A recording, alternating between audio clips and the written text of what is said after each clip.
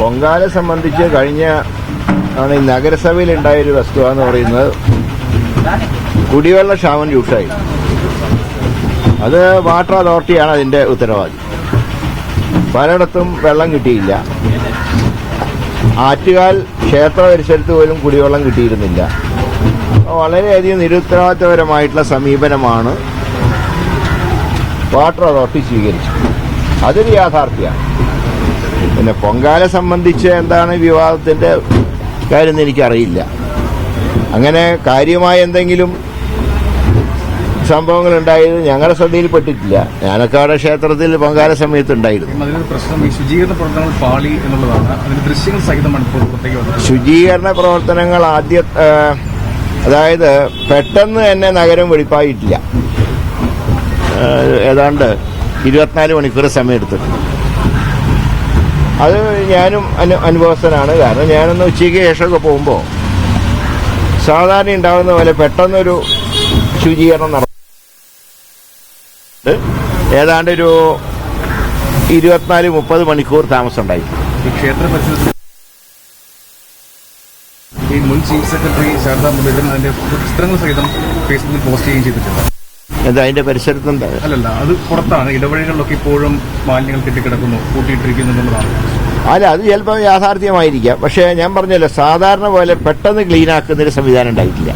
ഒരു മെയിൻ റോഡിൽ തന്നെ ഏതാണ്ട് 30 മണിക്കൂറോളം താമസം എടുത്തിട്ടുണ്ട്.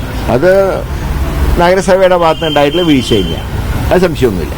പക്ഷേ അതിനേക്കാൾ ഉപരിയായി ഈ കുടിവെള്ളമില്ലാത്ത വലിയൊരു പ്രശ്നം തന്നെയായിരുന്നു. അത് വാട്ടർ അതോറിറ്റി, കാര്യമായ വാട്ടർ അതോറിറ്റിയുടെ ഭാഗത്ത് വീഴ്ച ഉണ്ടായിട്ടുണ്ട്. മറ്റൊരു വിഷയമുള്ളത് ജി സുധാകരൻ വലിയ അതൃപ്തിയിലാണുള്ളത്.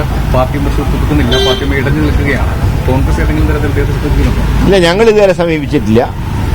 അത് അദ്ദേഹമാണ് തീരുമാനിക്കേണ്ടത്. അദ്ദേഹത്തിന്റെ പാർട്ടിയിൽ തുടരണോ വേണ്ടെന്നുള്ള അദ്ദേഹത്തിനാണ് തീരുമാനിക്കേണ്ടത്. ഇപ്പോഴും അദ്ദേഹമായിട്ടൊന്നും പാർട്ടി ബന്ധപ്പെട്ടിട്ടില്ല. അല്ല, അത് അദ്ദേഹത്തിന്റെ തീരുമാനം വരട്ടെ.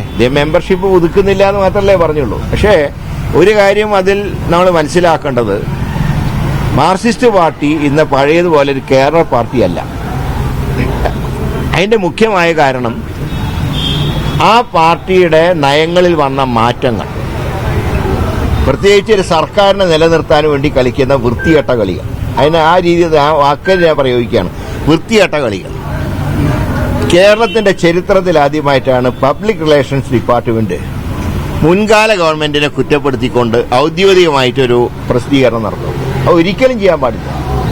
നിലവിലുള്ള ഗവൺമെന്റിനെ കുറിച്ച് എന്തും പറയാം, ഉയർത്തി പറയാം, അത് അവരുടെ ജോലിയാണ്, ഗവൺമെന്റിന്റെ ഭാഗമാണ് PRDOP എന്ന് പറയുന്നു. പക്ഷേ മുൻ സർക്കാരിനെ പറ്റി വിമർശിക്കാൻ ഇവർക്ക് എന്താ അവകാശം? ഞങ്ങളതിന് വളരെ ഗൗരവത്തിൽ കാണുന്നു. അടുത്ത UDF സർക്കാർ വന്നാൽ ഇത് പ്രസിദ്ധീകരിക്കാൻ നേതൃത്വം നൽകിയവർക്കെതിരെ കർശനമായിട്ടുള്ള നിലപാടെടുക്കും, നടപടി സ്വീകരിക്കും. ഒരു സംശയ കാര്യത്തിലില്ല.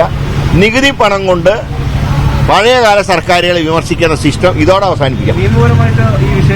എല്ലാം പരിശോധിക്കുന്നുണ്ട്. മാത്രമല്ല, UDF സർക്കാർ വന്നു കഴിഞ്ഞാൽ ഈ ഉദ്യോഗസ്ഥന്മാരാരാണോ അവർക്കെതിരെ കർശനമായിട്ടുള്ള നടപടി സ്വീകരിക്കും. അവരാരും മര്യാദയ്ക്ക് പെൻഷൻ വാങ്ങാൻ പോകുന്നില്ല.